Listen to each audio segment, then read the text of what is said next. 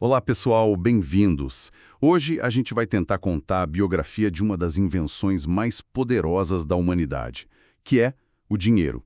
E não falo só das notas no bolso, mas da ideia por trás delas. Como é que um objeto, sei lá, uma concha, um metal, um código de computador, ganha esse poder todo de mover nações e definir as nossas vidas? Para guiar a gente nessa conversa, vamos mergulhar num texto fundamental da teoria econômica, o capítulo 3 de O Capital, do pensador alemão Karl Marx, que a gente vê aqui nesse desenho do Nikolai Zhukov. A nossa missão aqui é rastrear a jornada de uma mercadoria bem simples, tipo um pedaço de linho, e ver como que no ato da troca ela acaba dando à luz uma força que domina o mundo. É uma história de transformação, de poder e de contradições que estão bem na nossa frente. Exatamente. E é quase uma história em 3 atos, né? Primeiro, a gente vai ver como que o dinheiro vira essa régua de tudo, a medida universal de valor. Depois, como ele entra em cena e começa a circular nesse balé que não para de compras e vendas. E, por fim, como ele vai além dessa função de troca e vira uma força em si mesmo, como tesouro, como dívida e, finalmente, como um poder global. Ok, vamos começar a desvendar isso. Primeiro ato, então, a medida de valor. A gente costuma pensar que o dinheiro é que dá o valor para as coisas, mas o texto argumenta que é o contrário, não é? As coisas já precisam ter algo em comum para poderem ser comparadas pelo dinheiro. Perfeito! Esse é o ponto de partida e é um pouco contraintuitivo. As mercadorias, 1 quilo de café, um carro, um celular, elas não se tornam comparáveis por causa do dinheiro. Elas já são comparáveis porque todas são, no fundo, resultado de trabalho humano. São como se fossem cristais de tempo de trabalho social. O dinheiro, e aqui o texto usa o ouro como exemplo clássico, ele só serve como um espelho universal, onde todas essas mercadorias podem, se olhar e expressar esse valor que já existe dentro delas. Então a etiqueta de preço que eu vejo no supermercado é, na verdade, uma tradução. Ela está dizendo, este pacote de arroz vale X gramas de ouro, mesmo que a gente não use mais ouro diretamente. Exatamente isso. O preço é a forma dinheiro da mercadoria. E o mais interessante é que, a princípio, essa relação é puramente ideal. É uma coisa que acontece dentro da cabeça. Não precisa ter uma barra de ouro na mão para saber o preço de uma tonelada de ferro. Você simplesmente expressa o valor do ferro numa quantidade imaginária de ouro. Tá, e aqui que a coisa começa a ficar bem sutil e complexa. O texto faz uma distinção que parece um detalhe, mas que é crucial. A diferença entre medida de valor e padrão de preços. Para mim, só como a mesma coisa. E é uma confusão super comum, mas essa sutileza é o que abre a porta para todo o resto. Pensa assim, como medida de valor, o ouro funciona porque ele mesmo tem valor. Custou trabalho para ser extraído, para ser refinado. Ele mede o valor das outras mercadorias com o seu próprio valor. É uma relação de valor contra valor. Certo, até aí tudo bem. E o padrão de preços? Já como padrão de preços, ele funciona de um jeito diferente. Ele não compara valor, mas sim quantidades físicas. 1 grama de ouro é fixado como a unidade. Então, quando a gente diz que algo custa R$ 10, a gente está comparando com uma certa quantidade de ouro que historicamente foi fixada como padrão. É como usar o metro para medir distância. O metro é uma unidade fixa. Peraí, deixa eu ver se eu entendi com um exemplo mais moderno. A medida de valor de um Bitcoin seria, em teoria, o custo da energia e do computador para minerar aquele Bitcoin. Já o padrão de preços é simplesmente quando a gente diz que um cafezinho custa 0,0001 Bitcoin. A gente está usando o Bitcoin como uma unidade de medida, como metro, sem pensar no custo de produção dele naquele momento. Certo? Brilhante, é exatamente essa a lógica. E essa separação entre as duas funções permite uma coisa fundamental. O preço de uma coisa pode se descolar completamente do seu valor real. O preço pode ser maior ou menor, e essa incongruência, como o texto chama, não é um defeito do sistema, é uma característica. É o que permite que o mercado funcione de forma aparentemente caótica, com a oferta e a demanda fazendo os preços flutuarem em torno do valor. E essa lógica vai ainda mais longe. A fonte menciona que coisas que nem são mercadorias, que não têm valor de trabalho nenhum, tipo a honra, a consciência ou até um pedaço de terra virgem, podem de repente ganhar um preço. Isso é fascinante e um pouco assustador. Pois é. Isso significa que a lógica do dinheiro é tão invasiva que ela consegue quantificar esferas da vida que, por natureza, não são econômicas. A gramática do mercado se sobrepõe a todas as outras. Muda o jeito como a gente pensa sobre tudo, da arte até a ética. Se uma coisa pode ter um preço, ela pode ser comprada. Certo. Bom, uma vez que a gente estabeleceu como as coisas ganham um preço, o passo seguinte é a troca. É o segundo ato, a grande dança da circulação. O texto descreve aquele ciclo clássico, mercadoria, dinheiro, mercadoria, ou MDM. O exemplo é de um tecelão que vende o linho dele, M, pega o dinheiro, D, e com esse dinheiro compra uma Bíblia, M. Parece uma troca simples, mas a primeira parte, a venda, mercadoria por dinheiro, é chamada de salto mortale, o salto mortal da mercadoria. Por que um nome tão dramático para uma simples venda? Porque é o momento da verdade para o produtor. O trabalho que o tecelão teve, sozinho ali na oficina dele, precisa ser validado socialmente. Alguém precisa querer aquele linho. Se ninguém comprar, o salto falha. E a frase da fonte é brutal, diz que não é a mercadoria que se esborracha, mas seu possuidor. A divisão do trabalho te dá a independência de ser um produtor, mas ao mesmo tempo te torna refém de uma rede social que você não controla. Entendi a teoria do salto mortale, mas isso não soa um pouco fatalista demais?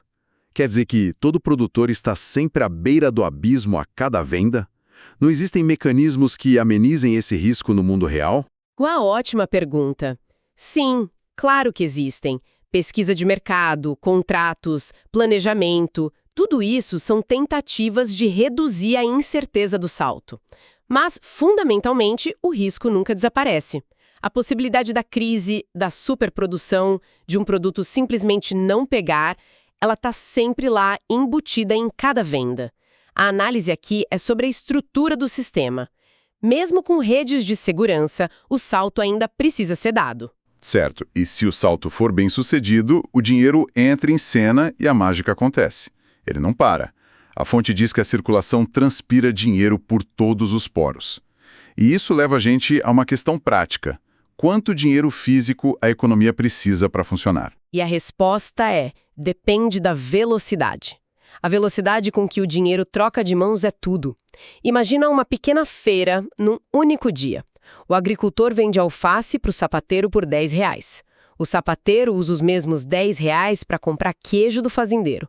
O fazendeiro usa os mesmos R$10 para comprar um cinto do artesão. Uma única nota de R$10 fez R$30 em trocas. Ela deu 3 giros. Quanto mais rápido o dinheiro circula, menos dinheiro físico é necessário no total. E essa ideia de que o dinheiro é só um representante que passa de mão em mão, é isso que permite a existência do papel moeda, certo?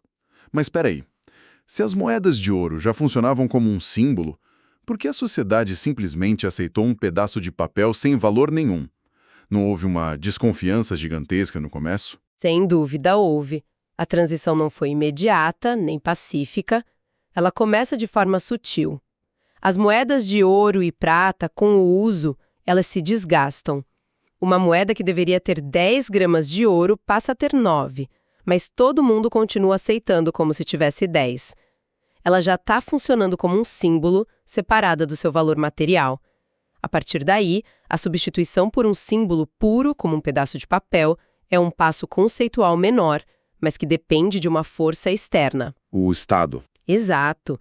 O Estado entra e impõe o que o texto chama de circulação compulsória. Ele diz: este pedaço de papel é dinheiro.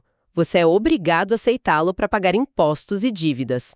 A confiança deixa de ser no metal e passa a ser na autoridade do Estado. A existência funcional do dinheiro, o papel dele na circulação, absorve sua existência material, como diz a fonte. Ele funciona, logo ele é. Chegamos então ao terceiro ato. O dinheiro já mede valor, já circula. Agora ele se torna uma força com vontade própria. E isso começa com a ideia de entesouramento, que parece uma coisa meio antiga, de pirata. Mas que é um movimento fundamental.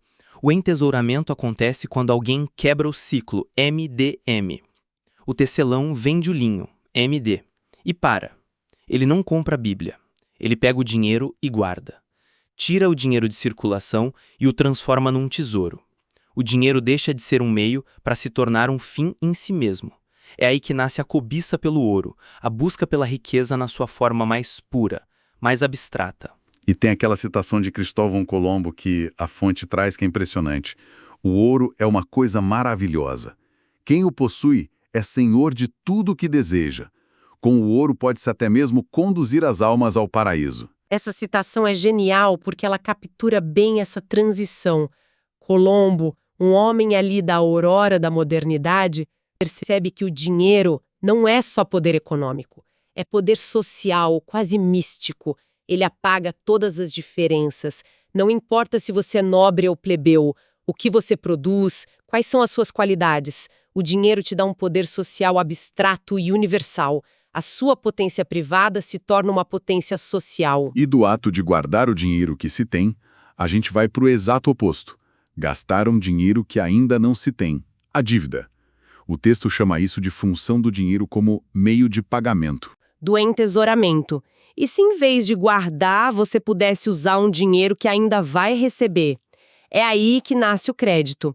A gente separa as coisas no tempo.